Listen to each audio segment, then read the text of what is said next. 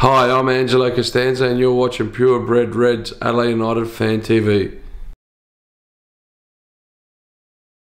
G'day guys and welcome to the Purebred Reds Adelaide United Fan TV. I'm your host Ellis Gelios and I'm joined in the studio today by someone who's been an integral part of our progression from since we created the show to now. It's the cameraman of every production that we do outside the studio, which has mainly been FanCams, Reece Bruinsma. Reece, how are you? It's good to be back in the studio. Now, good. I just want to quickly put out the statement, which is that the last time you sat on this couch, we hadn't filmed a single FanCam segment. To date, we've done 12 of them. Yeah, wow. I want to, now you've pretty much been the guy that's filmed most of them. I want to ask you, what's it been like getting a fresh perspective of a whole set of different fans sort of every fortnight, seeing people that you haven't seen before, hearing what their opinions are from behind the camera? How's it been? Yeah, it's huge. It's obviously going to the games, you see the Red Army, you see the local fans, and you know how passionate they are. I guess what the FanCams has showed me is that there is a lot of other passionate fans out there, hugely passionate fans out there, that you know kind of go unnoticed because they're not making a song and a dance. So it's really refreshing to see that there are people that do care out there. And it's not always just the people that are frequently commenting on Red Army forum posts and the classic sort of serial posters on the club Facebook page. There's a lot of opinions out there, and for sure, you've been in a position to be able to see them all from behind the lens. So it's been really cool doing it with you. And I just thought we'd make that announcement, given that the last time we had you in the studio was all the way back in mid-October. Yeah, it's flown, hasn't it? Here's to many more FanCams. Yeah, absolutely, mate. Well, we're in tonight to gloss over the Mariners' victory on Sunday, just gone, the 1-0 win, as well as preview the game against Wellington Phoenix on Sunday. But we're going to start off by just touching on that game on Sunday, Reece. So it wasn't a particularly great game, but it was good that we obviously got the win. It was a much needed win. I'm going to ask you, it was an uneasy game to watch for neutrals. First of all, we looked very disjointed in attack and were often scrambling to clear our lines, particularly in the first half. But we held on for a win in the end after a bomb from Isaias, the captain. How important was this result for us in your opinion? It was huge, especially going into what is now a 6-pointer, if you will, this weekend. And coming into finals, that's one of the games where if we lose that, all of a sudden we've got pressure from beneath us, and you're really kind of pushing it uphill, where you want to be going into finals, with a little bit more momentum behind us. So I think it was huge, and I mean, it was scrappy and it wasn't pretty at all, make no mistake about it, but yeah, I mean, the result's the result and we'll take it. I think personally the most important thing about the result is that it's going to give all fans a common cause now. We had a few periods of unrest, I think is probably the lightest way you could describe it. A lot of fans kind of predicting that we weren't going to go on and do a whole lot between now and the finals, and you had many people saying, well, even if we do make the finals, because there was a period there where it was getting a bit hairy with Newcastle only being 5 points behind us. You had a lot of people saying, well, even if we do make the finals, it'll be a case of us getting out in the first week. We'll be away and we'll probably be up against a victory, and we'll probably put our own season to bed, and it'll be the end of Marco Kerr's, and then it'll just be a completely new future ahead that we have to look forward to. But now that we've won this game against Central Coast, we're only 4 points off Wellington now, and after picking up a vital away win against a team with a new coach as well, it certainly restores hope, doesn't it? Yeah, no, that's a great point, because now, let's say we didn't win, let's say we drew or lost Central Coast, I'm not excited for Sunday. But now after that, just with the proximity on the table, I can't wait for Sunday, especially with the form that Wellington are in. So yeah, that's a great point. Yeah, absolutely, and we'll touch on that again later in the show. Just got a quick quote here from Isaias after his goal. So he came out and said the following at full time: "We haven't played our best football tonight, but we got the 3 points, and that's the most important thing. I'm very happy to help the team scoring goals. I'm not used to scoring goals, but I'm happy to help the team." as I said, it's a very important 3 points. Now, Reece, the full-time stats showed that we had 69% of possession, more shots on goal, and more than double the number of total passes than what Central Coast had. Yet perhaps what is most concerning is the fact that going into this game, we hadn't scored a goal in just over 350 minutes. How worrying is this for you going forward? Extremely worrying. I think those stats really flatter us as well. We weren't as good as that makes us sound. Absolutely. Doesn't tell the full picture at all, does it? No, not at all. And I'm torn about. Obviously, it was great that Isaiah scored. So we want from a captain when the chips are down. He's a fighter, isn't he? Absolutely. But goals have got to be coming from elsewhere. So, I mean, if I'm another player, I'm looking to that type of captain's performance and saying, okay, that's the example that's been set. That's what I need to do. So, not to point fingers, but there's probably a lot of players who could follow that example. Absolutely. So just touching on these goal-scoring woes, Marco Kerrs opted for Apostolos Stamatolopoulos over our newest recruit, Geordie Thomason, in his starting lineup on Sunday. Firstly, was this the right call? This is a long question. And secondly, does this potentially signal that the Dutch striker is likely to now play a bit part role between now and season's end? Also considering that Kerrs made it clear that the Dutchman was brought to the club by Chairman Piet van der Pol, who conversely, as we know, recently announced that Kerrs won't be at the helm next season himself. Do you read into that at all? Yeah, I know what you're saying. I think there is a little bit of smoke there. Yeah. I think now that Kerrs knows he's not going to stay. I mean, just to put on record, we know this isn't Marco Kerrs' signing. Yeah, that's a fact. Yeah. So Kerrs has no reason to appease Piet. Correct. Might necessarily not want to play this player he's brought in. I think that does make sense. Whether it's the right call, I don't mind AP. Yeah. Let's not forget he's also on the outer. At the same time, he might have half a foot out the door. I'm not sure. I don't know what the answer is. I like George Blackwood myself. So obviously he played as a 10. Are you a fan of that? I don't mind it. Ideally not. But given the situation that we're in, I don't see any other option. Just on a side note, great to have Halloran back. Yeah, he was immense. So we'll see. We'll see what happens on the weekend. Absolutely, yeah, it's very interesting what's going on there. It just, I think the case was made by the fact that Thomason was playing almost 85 minutes prior to the whole furor coming up with Kerrs. It seems like right after that happened with Marco Kerrs coming out questioning when he was going to get his contract negotiations, and then subsequently after the loss against Perth Glory being told that he won't have his contract renewed at season's end. It seems like from that point he's just gone cold on Geordie Thomason. So I don't know, I feel like he maybe had both hands behind his back for a period. Maybe if Thomason doesn't start this weekend, I think we've got a pretty strong case to that point, but maybe give it another week. Yeah, no, definitely. Well, we're going to get straight into the preview. So Wellington Phoenix this Sunday, April the 7th at Coopers Stadium. Now, at the time of filming, there are no squad lists available, so we can't tell you what the squads will be. So we'll get straight into the preview with some quick fire stats. So Adelaide have won 19 games historically against Wellington. They've only won 8. So we've dominated this contest throughout the history of Wellington being in the A-League. There's been 10 draws. We've scored 69 goals against them, and against us, they've scored 37. That's pretty telling, isn't it, overall? Yeah.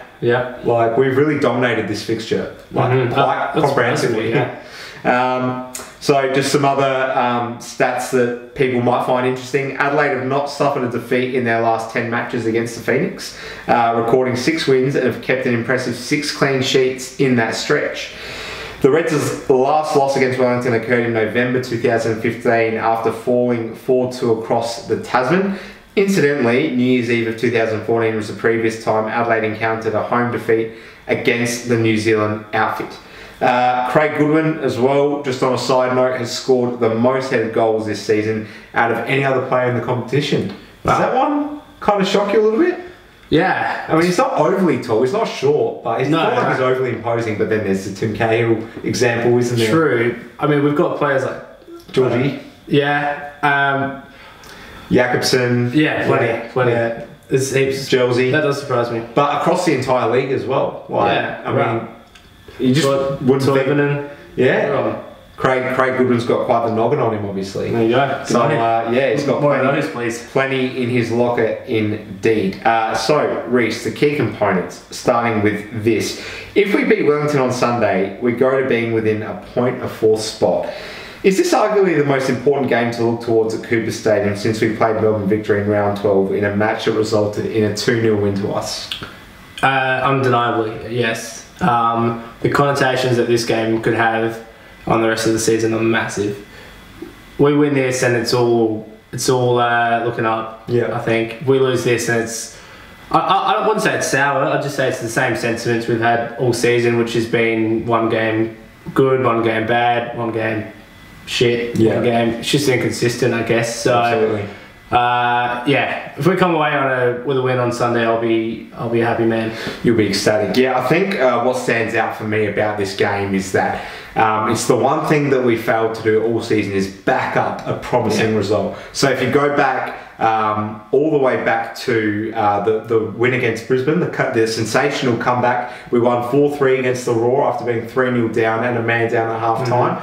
Everyone got up and about, and then the following week we lost to Western Sydney in a real Dow display at home. That's kind of been backed up week in, week out. Every time we've come away with a result, we haven't been able to back it up. Perth Glory as well. In the game just gone, got a good crowd out for it. Didn't really turn out as a team on the night, and you just feel like now is the most critical time after there's been this sort of divisive feeling amongst the fan base where some people are, really disheartened about the fact that Marco Kurz won't be a part of the furniture going forward. Others are saying, no, you need to back what the new owners are doing. You need to get behind the cause of the fact that, they're going to take time to implement the kind of ownership style that they want. But you've got to support what they're trying to do and not look any further into it. You just feel like right now is the time where people have just seen us go out, fight for a scrappy win on the road when all the chips are down. If we can pull something together at home against an informed team, you feel like this is probably the most critical point we could possibly pull this out of our side. After that, you should give the team speech, mate. No, I couldn't agree more. I think on the pitch and off the pitch, a win, not just a win, but a nice win would be enormous, just for building that momentum, especially given how impressive this Wellington team is. Now you're quite big on Wellington, aren't you? And it's quite common around a lot of commentary going on in the league. A lot of people are getting behind Wellington at the moment. Yeah, do you think it's because they're not Australian, so they're easy to be a second team? Yes, maybe. I think that's valid. At the same time, a lot of people were very much advocating for them to not be a part of the league because of that reason. Right. So I don't know whether that's the most common reason for people really getting behind Wellington this season, but there's certainly a sense of that going on. The fact that they've really proved so many people wrong this year, I think, is quite telling. And I'm quite surprised at how many people are sort of kind of closet Wellington supporters in a way. Yeah, let's put it this way. Once if we're no longer in finals for whatever reason, I hope they go well. But come on Sunday, I have zero respect for Wellington. So just to make that clear. Yeah, for sure. This is something that will touch your heart a little bit, Reece, going back a fair few years, but Louis Fenton was a player you definitely got around in his earlier days when he when his career first began for Wellington. So the gun fullback, he's featured 20 times this season with 3 goals. He's been ruled out for the rest of the season after breaking his second and third metatarsals in his right foot during the round 23 clash against Newcastle Jets last Saturday evening, which Wellington did win. While we've had our own injury troubles this season, how favourable was this outcome for the Reds? Yeah, that's not a good injury to have. I hope he's not out for too long. 12 weeks. Okay. Yeah. So, yeah, even if they make the final, that's it. Yeah, that's it. That's a big blow for him. Especially when, correct me if I'm wrong, I think they played 3 at the back on. He's been doing it a lot this season. So I think he was getting up and down the wing. Yeah. That's big for us. We're also pretty thin. Obviously, Ryan Strain came off injured, so I assume if it was a groin, which it looked like, I assume he's out for this weekend. So, I mean, maybe that balances out. I wouldn't say it gives us a leg up. No, definitely. Mark Rutten definitely likes to employ a fairly expansive style, likes to utilise pace, trying to get players as wide and high up the pitch as they can be. So you feel like losing Louis Fenton, particularly if he's going to play with 3 at the back, is definitely going to perhaps put a spanner in the works with regards to how he might want to approach this game. Yeah. I mean, in terms of attacking talents, we've still got plenty of firepower, to say the least. So, do you think they'll come out and have a go? Maybe if they're thin at the back, and their strengths are at the top of the pitch. I guess from my perspective, I certainly hope they do. I think that we're better at once teams coming to us. As opposed, I don't really rate us to break down teams. Look at over 90 minutes. Look at Perth. Like, I don't even think we ever really look like any. No, we certainly didn't trouble them. So not many teams have, to be fair. But we weren't at our best on that night. So who knows? Maybe that could work in our favour as well. If I'm being a optimist, sorry. For sure. So similarly to us, the Phoenix are facing an uncertain future. Mark Rutten has revolutionised the club this season, and it's been heavily rumoured that he'll likely sign on as Western United's inaugural manager. Of course, they come in to the competition next season. There are also fresh reports that if Mark Rutten was to leave Wellington at the end of the season, that the Knicks will headhunt current Melbourne City boss Warren Joyce. Now, this is a fairly sort of expansive question. Will this have an effect on the players in general, just to begin with, in your opinion, going into the game? No, I don't think so. You don't think so? Because these reports are intensifying by the week that Rutten won't be around. And you feel like, obviously, we know we won't have Marco Kerr, so we've kind of gotten over that now ourselves. Right. Whereas those players in Wellington, he's been kind of described as the sole reason for the turnaround. Right, and I think that's a bit harsh to say. And on top of that, I mean, these players have been dealing with that speculation week after week. So for it to all of a sudden be a problem now, for me, it's a bit of a stretch. I mean, I don't doubt that probably over the course of the season, it's probably been in the back of 1 or 2 heads. For sure.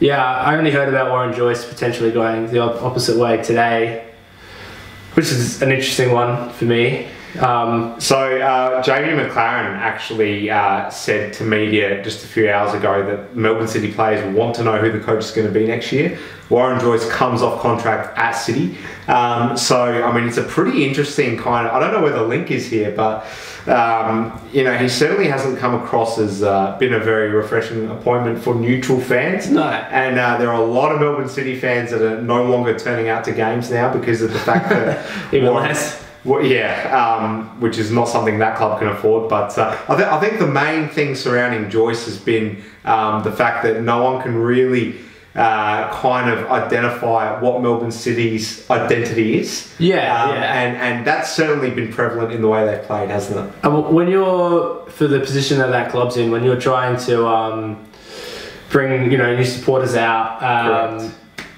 he's not the sexiest person to have on the touchline. Definitely not. Both in his personality and the teams he puts out. I did hear an idea, I wouldn't call it a conspiracy, but an idea that's given his background as a youth coach at Manchester United. He was brought over to Melbourne to develop these youngsters for the City Group to then kind of push out and profit that way. So, I mean, that makes sense. That would be disappointing from an A-League perspective if that's their sole purpose for being here. But no, I'm not the biggest Joyce fan. I don't see why Wellington would go conduct himself particularly well in the game they just played last weekend against Western Sydney. They lost 3-0, and Daniel Garb from Fox Sports went to interview him at full time. He wasn't having it. And he brought up the speculation that Warren Joyce somehow might be going to Manchester United at season's end to link up with Ole Gunnar Solskjaer. And Warren Joyce literally just walked out of there. Yeah. That probably shows a lack of dealing with the first team kind of spotlight as someone that's got a youth background? Yeah, maybe. I mean, as a manager or a coach, you don't have to answer that question, but to storm out is a bit... it's not a good look. No, and I think it makes it a bigger story than it is. Correct. If he just played a straight bat and just went, don't want to talk about it, I've still employed it here, like, this wouldn't be a story. Cliche, this wouldn't be a story shutdowns, and now you've got Adelaide United Fan TV talking about it. So the thing that would worry me most from a Wellington point of view is that you're replacing Mark Rudin with a polar opposite. Mark Rudin comes off as having a lot of energy. He's definitely built a really good rapport with the media, and they played great football. And you're kind of swapping all those things now for a very dry kind of personality who certainly through the game style that Melbourne City have tried to employ over the 2 years that he's been in the job have not really excited many fans at all. Yeah, I mean, it's fun to speculate about these things, but we've got kind of 3 ifs and buts here. We've got if Rudin leaves, if Joyce leaves, if Joyce goes. We're trying to connect some dots, Reece. Maybe as being practitioners, that's what we're trying to do. 6 months too early in this one. Yeah, I think, to be honest, on Joyce, the last point I want to make about him, because we are getting a bit sidetracked, it's all the players that have been critical in other clubs that they've gone to after leaving Melbourne City, who Warren Joyce was at odds with. And you look at all those players that have left and put them into a potential City starting lineup now. Yeah. And suddenly things look way better for them. I've got one for you. Would you take him at United? Warren Joyce? Yeah. Absolutely not. There you have it. Sorry, was it, but I could not pass on him any quicker. Anyway, we'll move on from that. So, from an Adelaide perspective now, we've got Ryan Halloran and Apostolos Stamatolopoulos back in the team. And Baba Diawara is also said to not be... I can't really say this seriously, but Baba Diawara apparently is not far off being match fit. Right. Given we can still potentially finish in the top 4, could Adelaide United fans be in for a much bigger finish to the season than what we were beginning to expect just one fortnight ago? Yeah. Just on Bubba, what a fairy tale it would be. That I'm not going to say it's going to happen, or I even want it to happen, but let's just imagine that he somehow got his body right. So let's say for Saturday and just started banging them in. That would be incredible. That would be the striker curse of the last 5 seasons if we got it all in one little concentrated period. And after we've just announced that we're not going to take him next season on a new deal. But yeah, given that it's starting to come up a little bit for us at the moment. I mean, I don't want to flirt with the idea too much, but gee, if the unthinkable happened and we win the championship, right? What the hell do the owners come out and say after that? Yeah, that would be. I don't know. I don't even know. You'd have to stick to your guns. Yeah. You couldn't do a backflip and Of course not.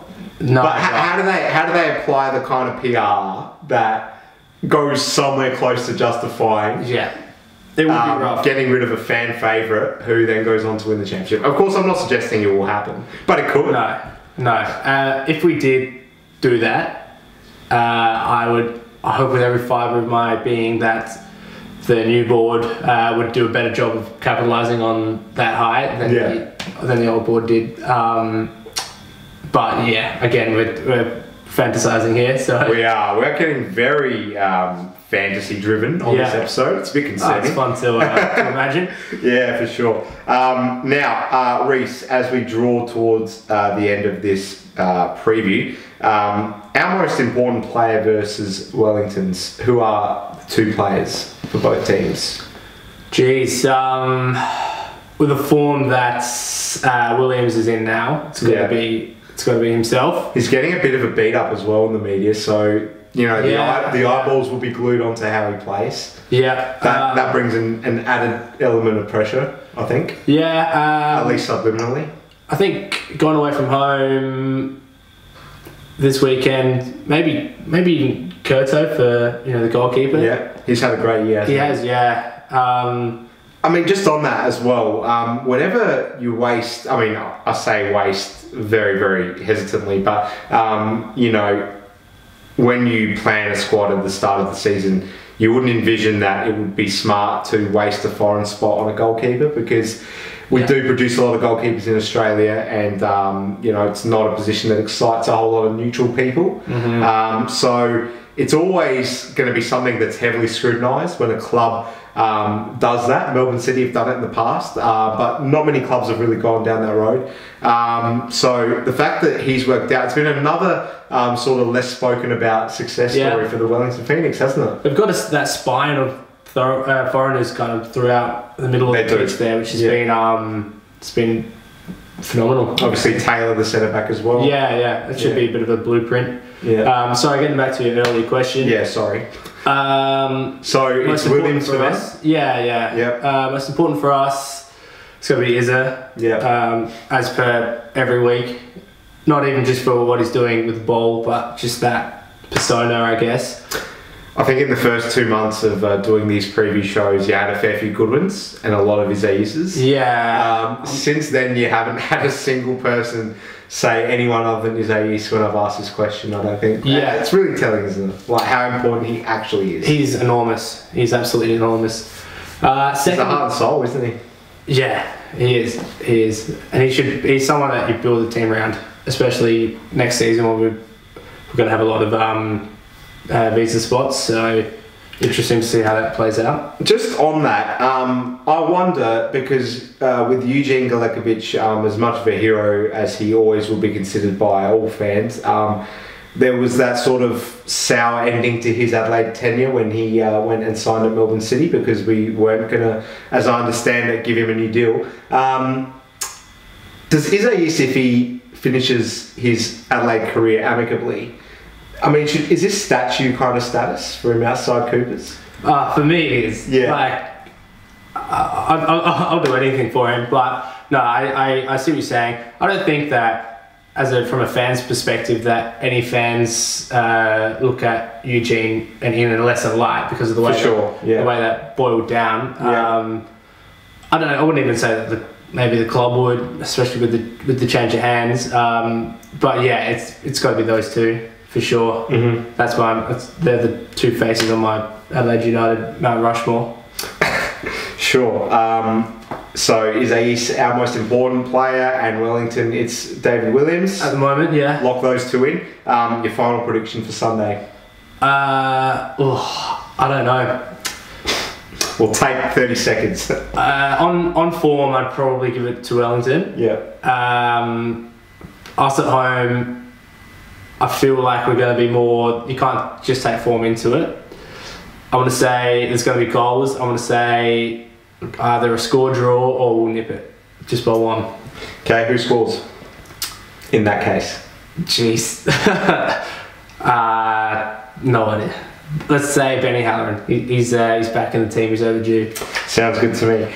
Just in some recent news concerning the club, all fans attending Sunday's game against Wellington should be aware that there is a kick on the pitch event at full time, where all fans can experience the sacred turf of Cooper Stadium. And just on that, this is also where our fan cams will be taken on Sunday. Little mental note for you, Reece. Now, Central Coast, I don't think you were there that day when we beat Central Coast. They did this on that day as well, a few months back. It was a great experience to see a whole bunch of fans. It was a good day. It was a warm day. A whole bunch of fans really make use of that opportunity to get on the pitch and have a kick, and just, you know, it's not something that we've seen happen historically, so I feel like it's really paying dividends too. It's a draw card, isn't it? Because for families, they see that kind of opportunity and think, well, that's brilliant. You know, the kids will really, that'll stick in their mind no matter how young they are, and it's great that the club has rolled this out this season. Yeah, and I believe that was a intentional thing to do to bring the fans closer into the club. So I mean, with all the heat about who are these owners or whatever, let's, you know, that's definitely a tick. Let's not forget some of the attempts and positives they are doing. Absolutely. For sure. Also, just the club has recently published details about their annual awards night, which will this year be held on Tuesday the 30th of April, which is soon, at the Adelaide Entertainment Centre, which, as I'm sure most of you know, is just a short walk from Cooper Stadium. That kicks off at 7:30 p.m.